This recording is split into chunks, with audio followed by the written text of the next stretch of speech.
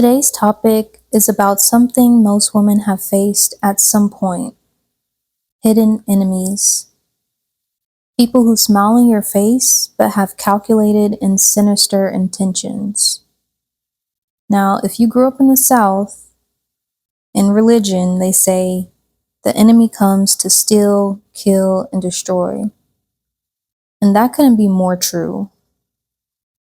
The enemy can be a friend, a family member, a romantic partner, your boss. It literally can be anybody. Nobody is safe. Another thing that a hidden enemy will do is withhold their support from you.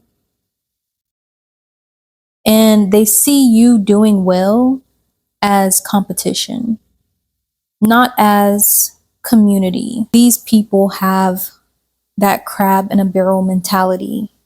And they take it personal because they see you with something that they lack internally. And it is a complete projection of their insecurities onto you. Secret competition is another thing that you'll see as well. It's the most dangerous because it's hidden behind a smile, it's hidden behind fake support. They'll begin to start turning everything into a comparison. And they can't show you genuine support because it's just not there. And some of the things that you'll start to notice, they may start to comment on your appearance, your style, your life becomes something for them to compete with you about. Also, your goals and your dreams. Don't tell these people that information.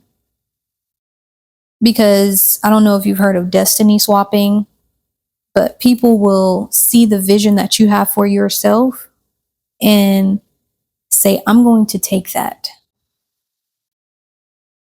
And I'm going to try to discredit her and downplay her dreams and make her second guess herself. And I'm going to just take it for myself. So they'll destiny swap. So that's why it's super important to keep your dreams and your goals to yourself. Keep all of that information top secret, high security clearance. Do not let a soul know your dreams and your goals. Another thing to look out for is backhanded compliments. You know, if you're from the South,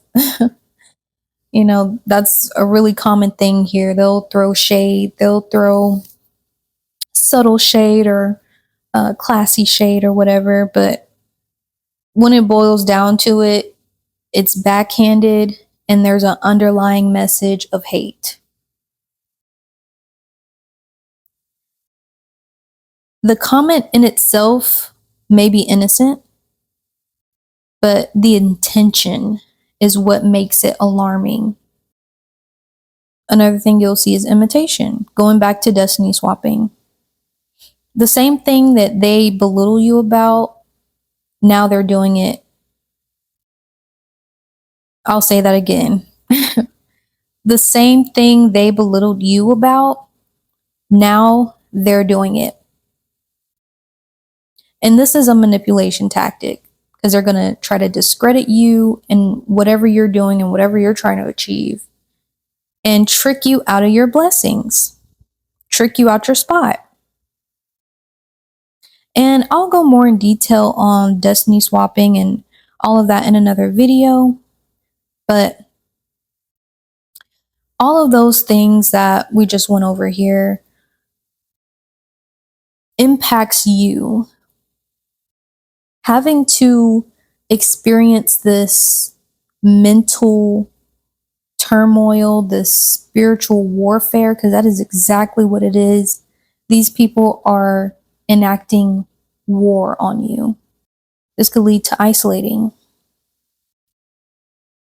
Not only can and your enemy instill doubt or fear into you, they'll also undermine your confidence. Have you ever just been in an amazing mood? Either you looked at yourself in a mirror and thought, damn, I look good, or you accomplished a goal and you're just feeling super happy about it or super fulfilled. And then the enemy will come and rain on your parade and remind you you are not that special. You are not worthy. And then that plays in the back of your head. And it's like, you didn't feel that way about yourself. But now that this person is saying it, you're thinking about it and you're starting to internalize it. And you're like, wow, maybe I'm not. Maybe this little goal is stupid. And it's not. It's that person instilling doubt and undermining your confidence. Again, this is a strategic tactic of war. I don't know if you've ever had to mourn someone that's still alive, but that is a trip. You have to mourn the version of them that they pretended to be. And now you have to accept them for what's in front of you.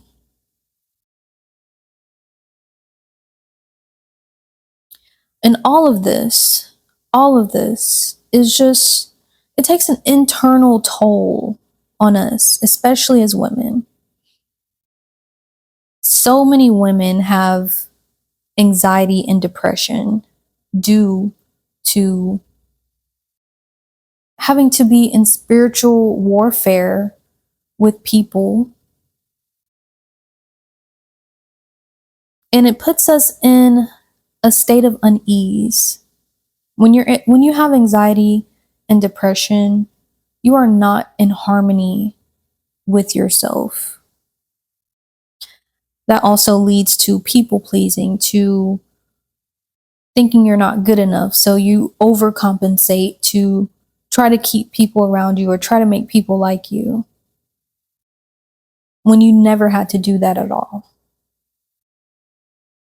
Also leads to overthinking, overanalyzing, constant anxiety, a circle of internal turmoil and mental dis-ease. And all of this just puts us out of touch with ourselves. That is the goal of the enemy. Again, they come to steal, kill, and destroy. But deep down, when we break everything down to its final molecule,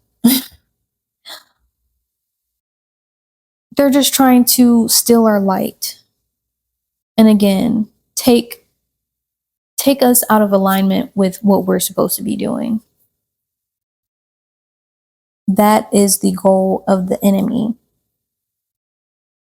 So if you ever have felt after being around someone or have after looking back over an old relationship or old friendship and you're just like, wow, that drained me. Or wow, when I was in that relationship, I gained over 100 pounds. And once I left, I lost all the weight. Or once I cut this toxic family member off, my anxiety stopped. You know, and it's because these people are putting us out of alignment. As women, we are supposed to be in balance with ourselves.